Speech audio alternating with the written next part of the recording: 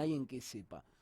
Y en ese sentido, con nuestro productor, el señor Claudio Guerra, que somos medios que nos gusta leer otra cosita más allá de las noticias, quizás por nuestra profesión, lo que fuera, nos encontramos con CEPA, Centro de Economía Política Argentina. Y les sugiero visitar esta página web porque es muy interesante, donde se publican muchos informes sobre la economía política nacional, provincial.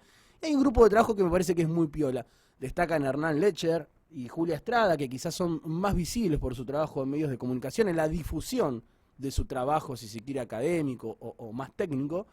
Y hoy vamos a darnos el gusto de charlar con Valentina Castro, que ella es analista dentro de este centro de estudios de la economía política argentina. Creo que ya la tenemos en línea y nos gustaría escuchar un poquito de primera mano de la gente que sabe y se dedica a esto, algunos aspectos técnicos de esta famosa deuda que dejó Vidal. Valentina, te estamos escuchando. ¿Nos escuchás? ¿Qué tal? Buenos días, ¿cómo andan? ¿Qué tal? Buen día. Bueno, buen día para vos y gracias por tu tiempo para poder, charlar un ratito con nosotros. No, muchas gracias a ustedes por la invitación. Bueno, Valentina, un poco comentábamos la labor de CEPA y queríamos hablar hoy particularmente de esto porque está teniendo, ¿no?, injerencia en lo que es la agenda política, y va a tener mucha injerencia seguramente lo que va a ser la elección de cara a las PASO y después la definitiva. Pero más allá de lo político de las elecciones, digo, tiene que ver con las finanzas de nuestro Estado. ¿Nos podés comentar un poco de qué trató esta reestructuración del 98%, perdón, de la deuda en moneda extranjera por parte de la provincia de Buenos Aires, e introducir un poquito qué deuda dejó Vidal? A ver, bueno, efectivamente, como vos mencionás, se logró un acuerdo, vale mencionar que fue después de mucho tiempo, digo, recordemos que Sí, este canje había iniciado en la negociación en abril del 2020, es decir, bueno, hubo muchos meses sí, de sí, sí. discusión y se logró una aceptación con el 98% por parte de los acreedores. Esto es igual a nivel nacional, que vos necesitas un porcentaje de los acreedores que estén de acuerdo para llegar a una reestructuración. Esta es Claro, la misma dinámica que se utilizó cuando Guzmán cerró la reestructuración a nivel nación. claro. Ahora bien, algo que mencionó Axel y a mí me llamó un poco la atención, ¿no?, cuando lo escuchamos, es que se trató de un acuerdo con un cierre unánime, ¿no? Digo, no es lo habitual que suele suceder, sabemos que siempre por parte de los acreedores hay cierta tendencia a no llegar a estos acuerdos, Claro. entonces podríamos decir que es algo positivo de este acuerdo. Digo, es preciso mencionar también que la provincia siempre tuvo, una vez más, igual que Nación, una concentración de deuda sumamente relevante, digo, en algunos fondos que son específicamente los que han condicionado siempre estos porcentajes de aceptación. Entonces, en términos generales, podríamos decir que en esa clave fue un buen acuerdo, fue un acuerdo unánime y hubo un porcentaje muy grande de los acreedores que estuvieron de acuerdo. Ahora bien, algo que es importante, vuelvo a insistir, digo, es posible establecer conexiones con lo que fue el proceso de reestructuración nacional de la deuda que Guzmán hizo Sí, durante el año pasado. ¿Por qué? Porque básicamente, a ver, en términos de lo que se podía hacer y de lo que se logró hacer.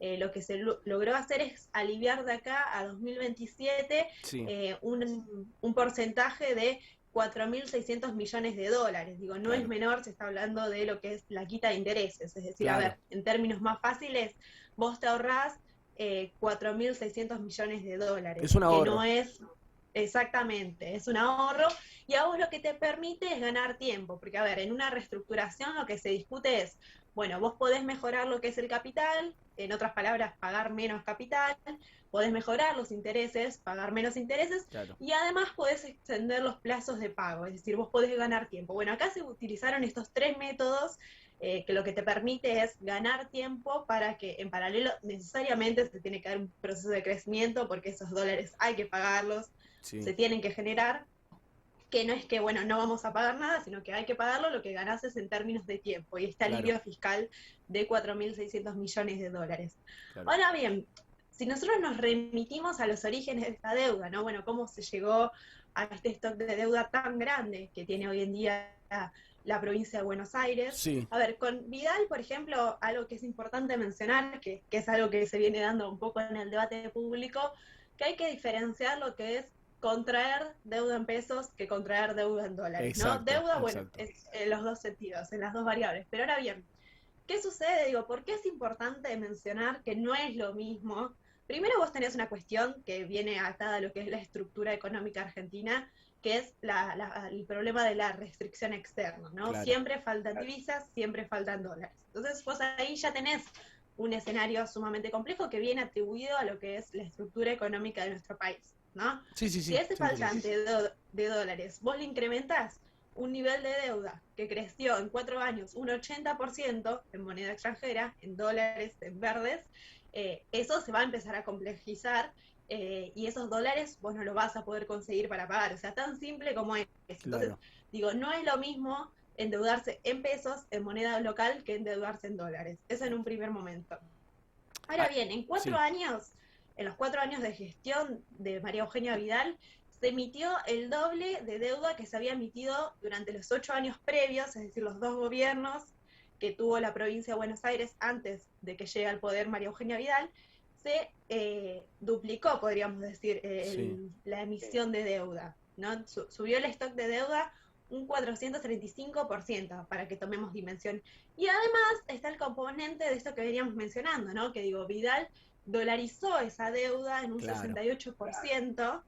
Digo, pasó, por ejemplo, para que tomemos dimensión de esto, de 5.400 millones de dólares a 9.100 millones de dólares en ese periodo de 4 años de gobierno. Es decir, incrementó un 68% la deuda en dólares. Básicamente la dolarizó, podríamos afirmar. Claro. Se Ahora entiende. bien, este es un dato también que es interesante. La concentración de vencimientos, es decir, el pago de la deuda, se concentraba en un 94% durante la gestión de Axel Kicillof, ¿no? Digo, Claro. esto para que tomemos dimensión de decir, bueno, no es que se hizo cargo de la deuda, igual que el nivel nacional, digo, con Mauricio Macri sucedió lo mismo, que todos los vencimientos podríamos decir que lo patearon para el gobierno que venía después de ellos. Bueno, acá sucedió lo mismo, el 94% de los vencimientos, es decir, de los compromisos heredados de deuda, se tenían que pagar durante esta gestión de Axel Kicillof, para que tomemos dimensión Sí. de, a ver, yo no creo que esto sea casualidad, ¿no? Digo, pues Sí. bueno, tomo deuda y que pague el que viene después, la que viene después. Esa es una dinámica que también se aplicó a nivel nación. Valentina, te quiero preguntar, digamos, porque tu análisis es verdaderamente muy complejo e interesante.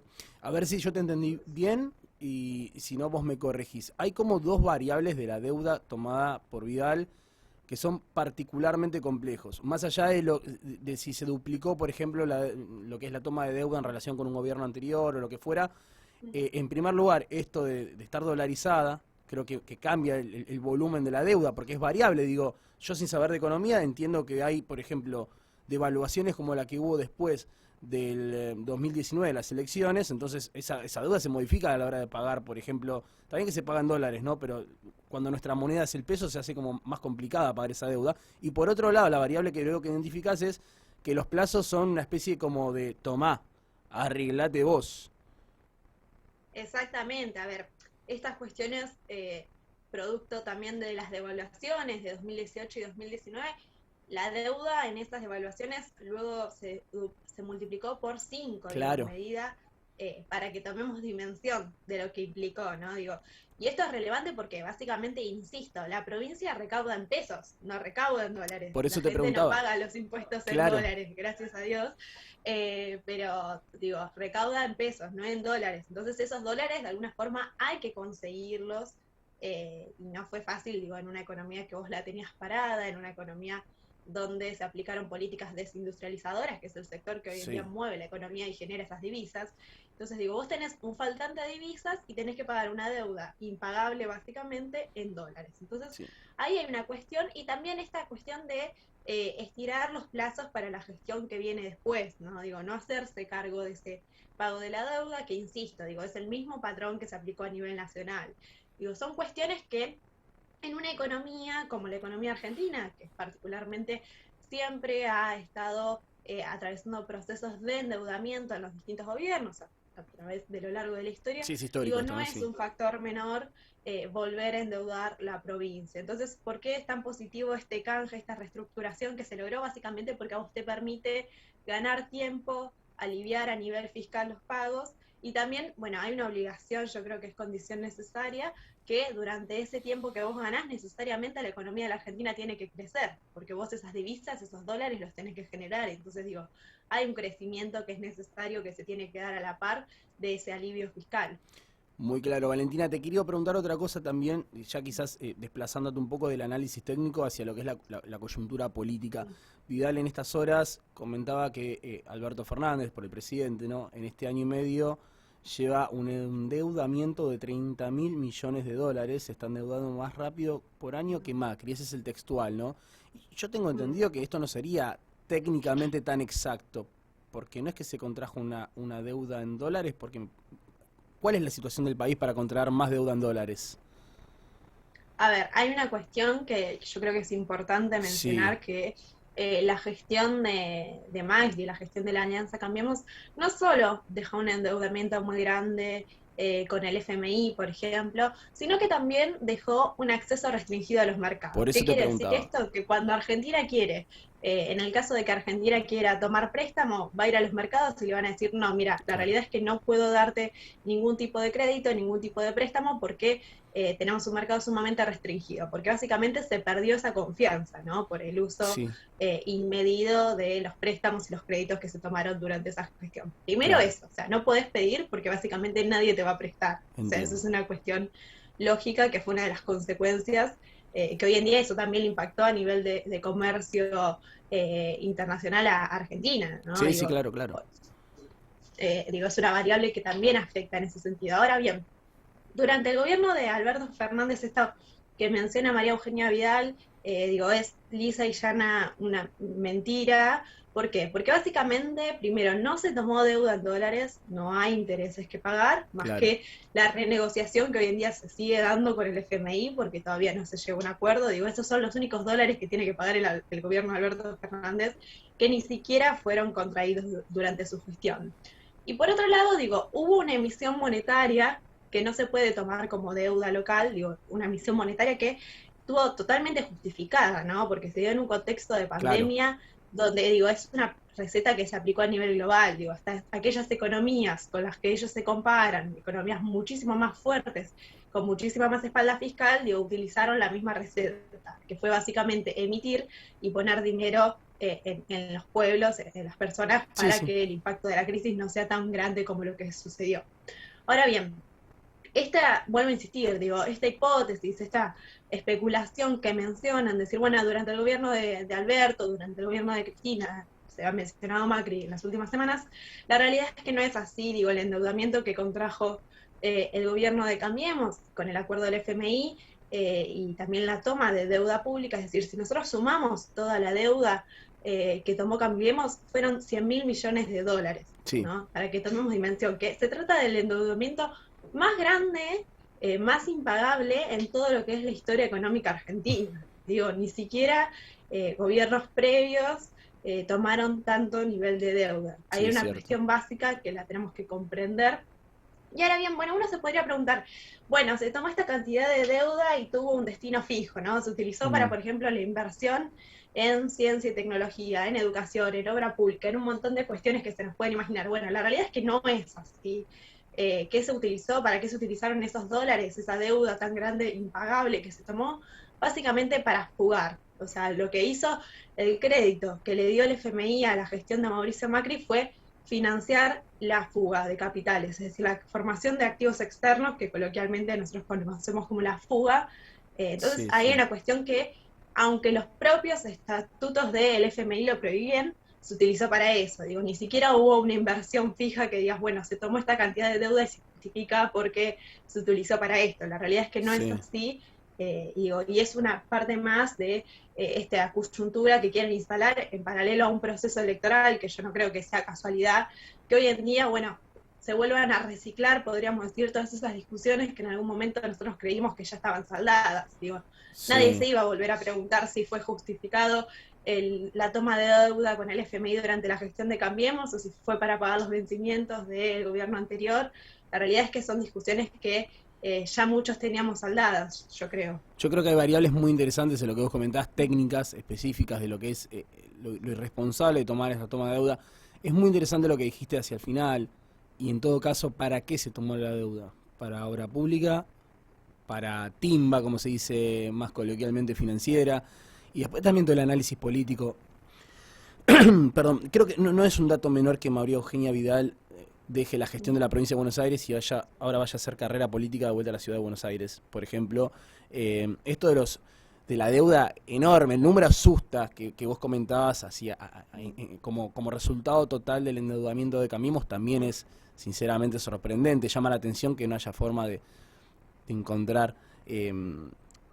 te pregunto, esto quizás tiene más que ver con la política, Valentín, y disculpa si quizás no te parece pertinente la pregunta, pero digo, el FMI, no creo que esté muy contento con Cambiemos, ¿cierto? Digo, porque también un poco Cambiemos expuso al organismo de financiamiento que lo que hizo fue, obviamente, prestar plata y después querer cobrarla, y por parte de la gestión de Martín Guzmán, de Axel en la provincia, más allá de que seguramente hoy la prioridad es reestructurar esta deuda, ¿hay posibilidades políticas de investigar un poquito más a fondo qué pasó con esta plata, por qué se tomó, por qué se fugó? Y un poquito lo que parte también de la ciudadanía reclama. Bueno, que la paguen los que la tomaron o los que tomaron decisiones tan irresponsables. ¿Existe esta posibilidad o es otro capítulo en que el Estado Nacional tendrá que salir a flote de vuelta y bueno, quedará así por ahora?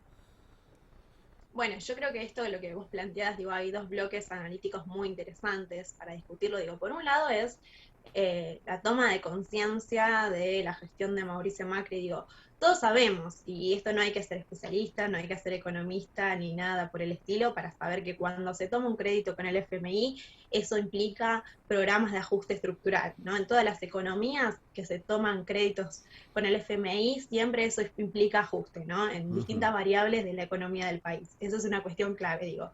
Ellos sabían lo que iba a implicar la toma de deuda con el FMI. Digo, no fue inconsciente, hubo una decisión política de querer que a la gran mayoría de los argentinos y las argentinas nos vaya mal durante eso, ¿no? Porque sabemos sus consecuencias, digo, ajuste, la reforma jubilatoria, pienso, por ejemplo, las devaluaciones, Sí. digo, y son cuestiones que no fueron menor y que fueron conscientes ellos desde el primer momento, digo, no era que, bueno, sucedió como una consecuencia que no habíamos pensado, ¿no? Sino que ¿Qué eso es lo que se dicen? sabe. Entonces, Estábamos digo, aprendiendo, dicen a veces. No, bueno, nos exactamente, no equivocamos es, y... digo, bueno, intentar y decir, bueno, uy, la choqué, me equivoqué, no, vuelvo atrás, no, la realidad es que todo eso se sabía en el momento de que se firmó en 2018 el acuerdo con el FMI, entonces vos ahí tenés una cuestión que es básica, ¿no? Digo, y hay otra parte que es la responsabilidad del FMI, digo, para que tomemos dimensión al crédito que el FMI le dio a Argentina durante la gestión de Cambiemos en 2018 fue el más grande, el programa más grande que el FMI le dio a todos los países que están dentro de sus programas en los últimos 20 años, para que tomemos Claro. dimensión de esto, ¿no? Digo, hubo una responsabilidad de que tampoco se fijaron si ese crédito que se dio, ese préstamo, se iba a poder pagar en los próximos años. Nunca se hizo, ese es un estudio de mercado Claro, básico, sí, ¿no? sí se Digo, entiende. uno cuando en su casa toma una deuda, va a ir, un préstamo, va a ir al banco y le van a hacer un estudio y le van a decir, bueno, Exactamente. dame tus recibos de sueldo para ver si efectivamente lo vas a poder pagar. Bueno, eso. Con un crédito millonario no se hizo por parte del FMI. Entonces vos ahí tenés una responsabilidad también del organismo, ¿no? Además de la decisión política de contraer ese crédito, porque en todo caso el FMI tendrá que haber dicho, mira, Argentina no lo va a poder pagar, entonces no te voy a poder dar algo que va a ser impagable. Bueno, eso no sucedió. Entonces, ahí vos tenés dos factores de culpa, podríamos decir.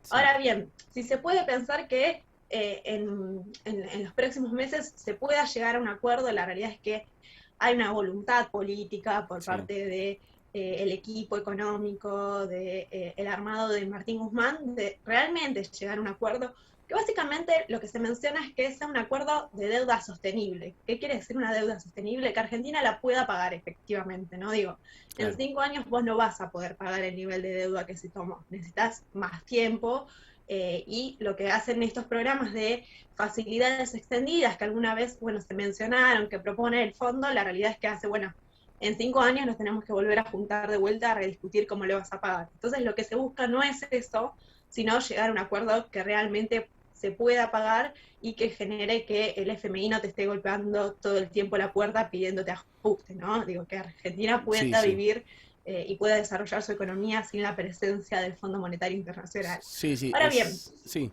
sí. No, decime, No, cerrar la idea. y está esta cuestión que vuelven a resurgir estos debates, que digo, hay también una posición política y una decisión política de la oposición de seguir justificando este préstamo, esta deuda tan grande y millonaria e impagable que dejaron, cuando la realidad es que no hay una justificación real, que hubo, digo, una falta de compromiso y una decisión política de que a los argentinos nos vaya mal. Entonces, son cuestiones que no son menores en el debate electoral. Muy claro, muy claro. Valentina, la verdad es que tu análisis ha sido impecable y muy esclarecedor.